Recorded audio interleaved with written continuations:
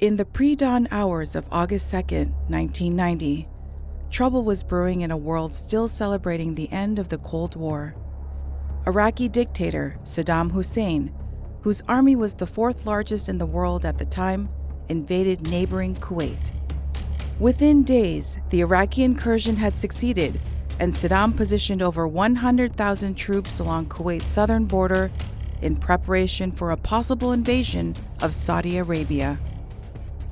Appalled by Saddam's brazen attack, a coalition of more than 30 countries, including the United States, deployed forces to Saudi Arabia in order to halt Iraq's forces and prevent Saddam from controlling the majority of the world's oil supply.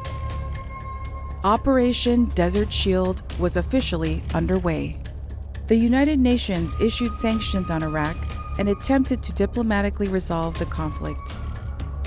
Saddam Hussein refused to withdraw from Kuwait and annexed the nation as a 19th Iraqi province.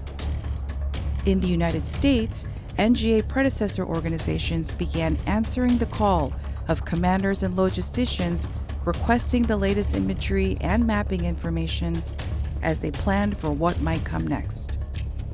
At the National Photographic Interpretation Center, analysts pored over imagery gathered from various aircraft being flown over Iraq and Kuwait, as well as satellites using telescopic, infrared, and radar sensors.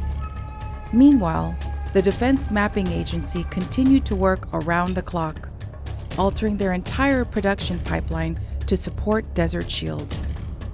There was a lack of current and complete coverage of the Middle East.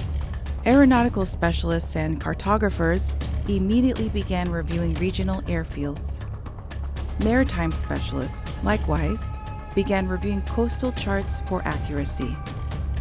There were multiple challenges. Hydrography charts, for instance, required information only available from sources within Kuwaiti libraries, which were currently occupied by Iraqi forces and, therefore, unattainable. On January 16, 1991, Desert Shield became Desert Storm as coalition forces, using Geospatial-Intelligence, launched an offensive operation engaging targets across the region to drive Iraqi forces from Kuwait. Just 2 hours ago, Allied air forces began an attack on military targets in Iraq and Kuwait. These attacks continue as I speak. Desert Storm essentially was a turning point in the conduct of modern warfare. That first 24-hour period, we attacked over 150 separate and distinct targets spread across the breadth and depth of Iraq.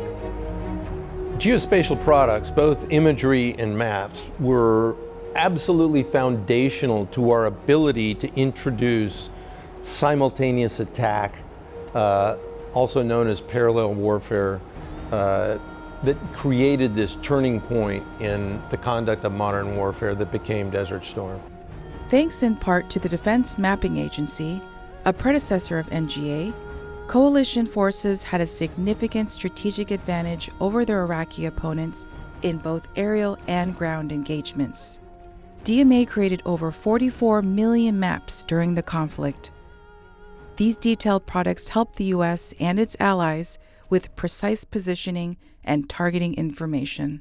Without these products, it would have required reverting back to traditional means of gaining information by flying aircraft, conducting surveillance, doing reconnaissance, and it just simply would have taken much, much longer.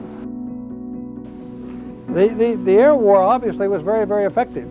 You just can't predict about things like that. You can make your best estimates at the outset as to how quickly you will accomplish certain objectives. But of course, a lot of that depends upon the enemy and how resilient the enemy is, how tough they are, how well dug in they are. In the earlier stages, we made great progress in the air war. In the latter stages, we didn't make a lot of progress because, frankly, the enemy had burrowed down into the ground as a result of the air war. Now that, of course, made the air war a little bit tougher, but when you dig your tanks in and bury them, they're no longer tanks, they're now pillboxes.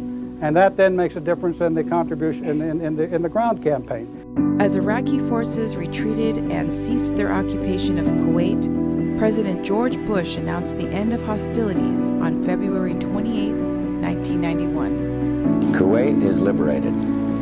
Iraq's army is defeated. Our military objectives are met. Kuwait is once more in the hands of Kuwaitis in control of their own destiny. And soon, we will open wide our arms to welcome back home to America our magnificent fighting forces. Despite the operation's success, Operation Desert Storm highlighted the need for America's geospatial assets to be consolidated into one mission. Just a few years later, Congress approved the formation of a new agency, the National Imagery and Mapping Agency, established October 1st, 1996. In time, NEMA would form the National Geospatial-Intelligence Agency of today.